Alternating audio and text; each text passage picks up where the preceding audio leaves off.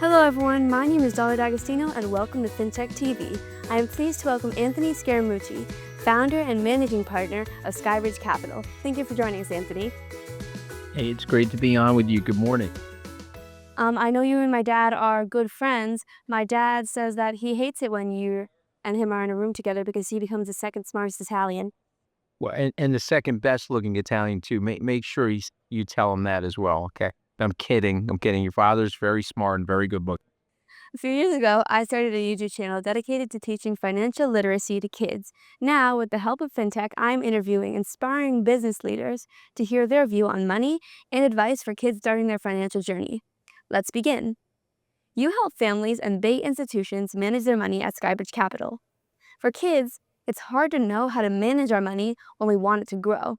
What advice do you have for kids confused about where to put their money? Well, it's such a good question. And so where I started was the stock market. And so what kids could do if they talk to their parents, they can get an account open, or they call these accounts either a 527 plan, which the government allows the money to grow in a tax deferred way.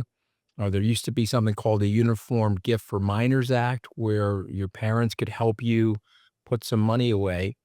And so for me, even though I was probably a little older than you when I first got started, I got started at age 17, and I put a little bit of money in the stock market every month in a mutual fund. And so my recommendation to people is to get off of zero and to just get started, even if it's $50, $100 a month, or something like that.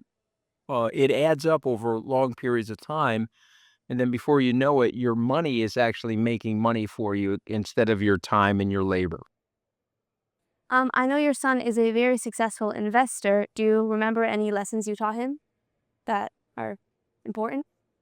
So is it just an interesting part of his story? So he's a card collector, and so it's why I wore this today. See, this is the Topps baseball card company. It's now owned by Fanatics, and they make the baseball cards for the different sporting professional teams and individuals, et cetera. And my son, when he was about 7, maybe 8 years old, I got him involved in Pokemon collecting. And so these are these little cards. Pokemon is short for Pocket Monsters.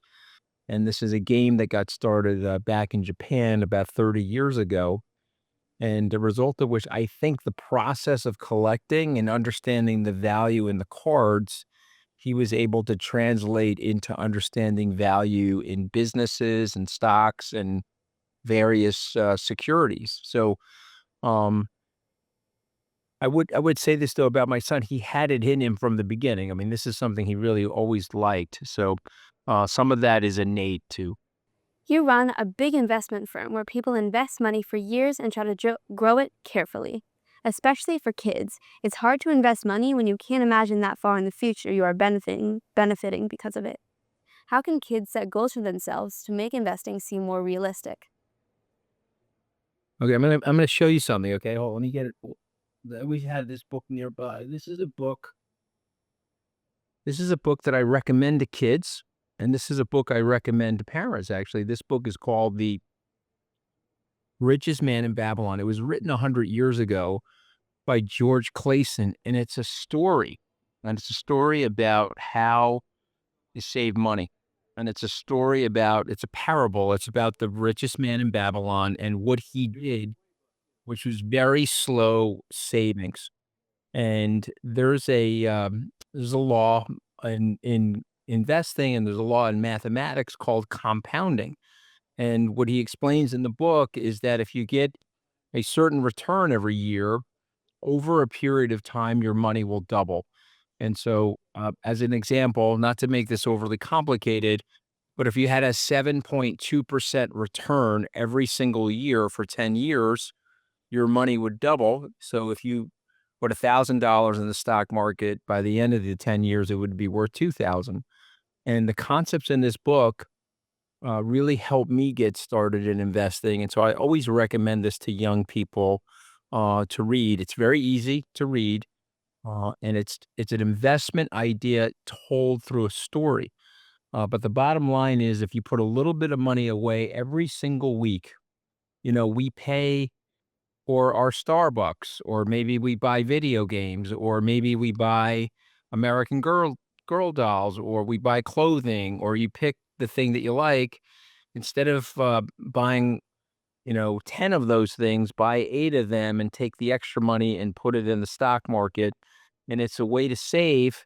And then it's a way to get other people to work for you. Because if you think about it, when you own something in the stock market, you own a piece of the company.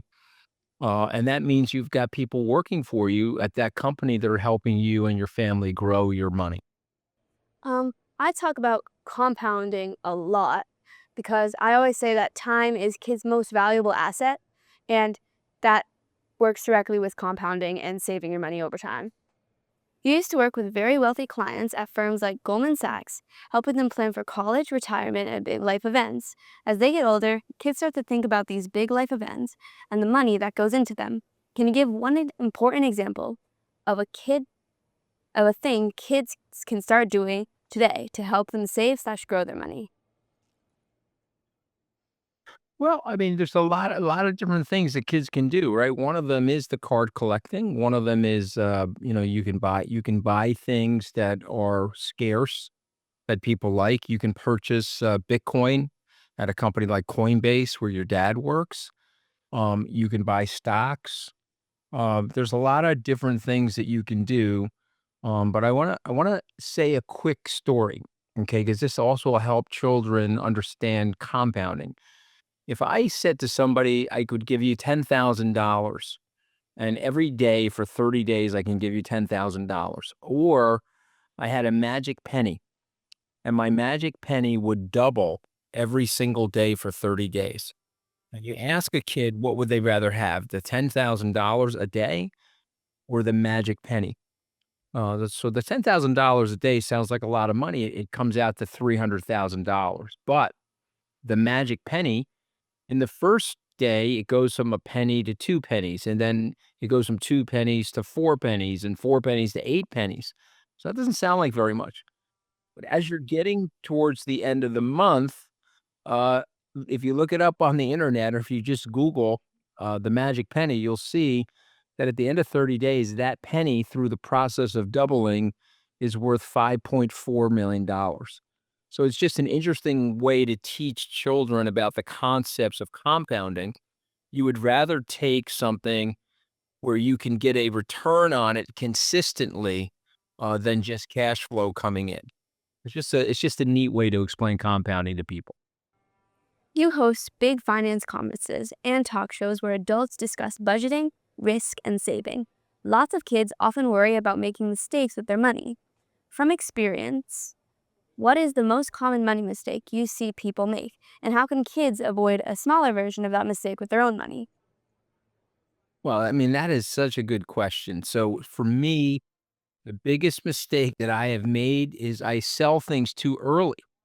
And so I would tell people, if you buy very high quality things, and you can let the company called S&P, which stands for Standard and Poor's, really help you.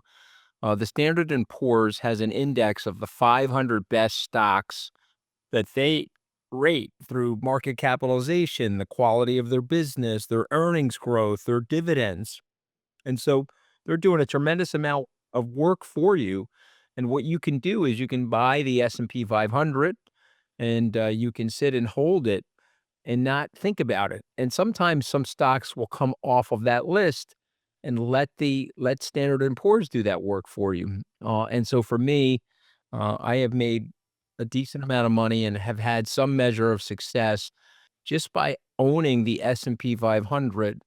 And right now, I can tell you that it's been 30 years since I bought my first S&P 500 index, if you will. And so I have a 30-year holding on that, and it's been a very good return over that period of time. So I would say to you, that would be the number one thing to do, is to buy something of very high quality and not sell it. My mistakes have always come in the selling. You advise people to save part of what they earn and to think about the future, just like you do with your own kids. Since you work in an industry where people think a lot about risk and planning, how would you explain to a kid who may have trouble looking to the future to decide between saving money, spending it, and maybe even trying a small way to grow it, like a savings account or a future school project about investing? Yeah, again, this is such a great question. So I would tell people that break it up. Take it. Think about a pizza, and let's say that I was bringing home a very big pizza.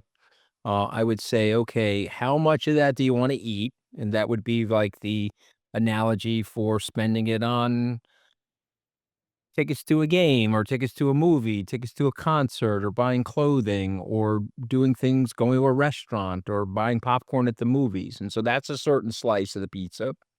And then the second part of the pizza, I think, may be for your savings account where you just have cash in a savings account, maybe at the local bank, or maybe you buy a money market account or something like that. And then the third slice of the pizza would be for investing, and that could go into things like Bitcoin, or that could go into what I just said, the S&P 500 or other ideas. Maybe there's a company that you really love. One of the things I did for my children when they were young, I bought them shares in Walt Disney. And I actually even called the company and I asked for the share certificate so I could put it in a frame and I put it on the wall. And I said, look at this, you own a piece of Walt Disney. So every time somebody goes through the turnstile at Disneyland, or every time they make a movie, or every time they collect money on their Disney Plus streaming service, a tiny, tiny piece of that goes to you as one of the owners of Walt Disney. And so I'm just giving you some ideas of how to think about it, but cut it up into pieces. In other words, you don't have to save all your money because then that would make life too boring, but you have to save some of your money. You probably remember that story when you were a kid about the grasshopper and the ant. The ant was working all summer to save some food and so forth. And the grasshopper, of course, didn't. And so the ant did better. And I think that's a really good story about thinking about saving and delaying gratification so that you can have a really healthy and good future. I actually think that's a really smart way of getting kids interested about stocks by investing in something that they find very interesting. Yeah, exactly. If you like Um, Coca-Cola, mm, probably bad for your teeth, you can buy that too. Just to buy that for my kids too. well, that's the end of my questions. Thank you so much, and I hope you and everyone watching has a great day. So wonderful to be on with you. Thank you again for having me.